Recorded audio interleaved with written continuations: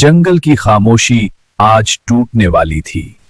जिसकी दिहाइयों से हुक्मरानी थी ने अपने चमकदार घास के तख्त पर बैठकर ऐलान किया, मैंने फैसला कर लिया है, अब हर जानवर को इंसाफ मिलेगा।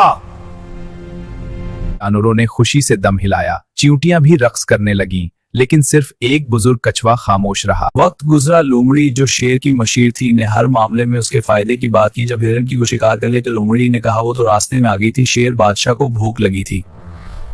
फिर वो दिन आया जब खरगोश जो हमेशा खामोश रहता था अपनी छोटी सी आंखों में आंसू लिए शेर के सामने आया।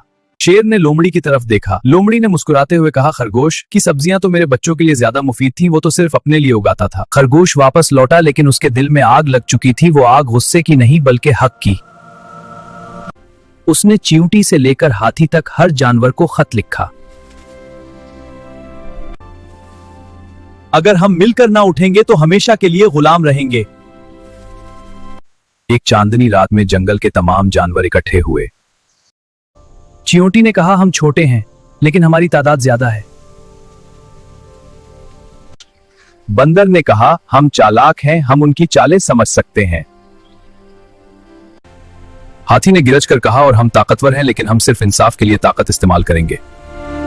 अगले दिन जब शेर ने अपनी अदालत लगाई तो देखा कि कोई नहीं आया, सिर्फ एक पैगाम दरख्त पर लटका था, अब हमारी अदालत है, आओ अगर इंसाफ चाहते हो। शेर गुस्से से दहाड़ा, लेकिन जब उसने देखा कि हाथी, हिरन, बंदर, चींटी सब एक सफ में खड़े हैं तो उसकी आवाज घट गई। अवामी अदालत में पहला मामला शेर का अपना था। खरगोश ने सबूत पेश किए, लोमड़ी के पंजों के निशान, खाई हुई सब्जियों के टुकड़े और चांदनी रात की गवाही। फैसला हुआ, लोमड़ी को अपने किए की सजा मिलनी चाहिए और शेर को यह सीखना चाहिए कि इंसाफ का ताज ताकत पर नहीं बल्कि हक पर रखा जाता है। शेर खामोशी से वापस चला गया, लेकिन उस दिन के बाद वो कभी भी बादशाह नहीं कहलाया।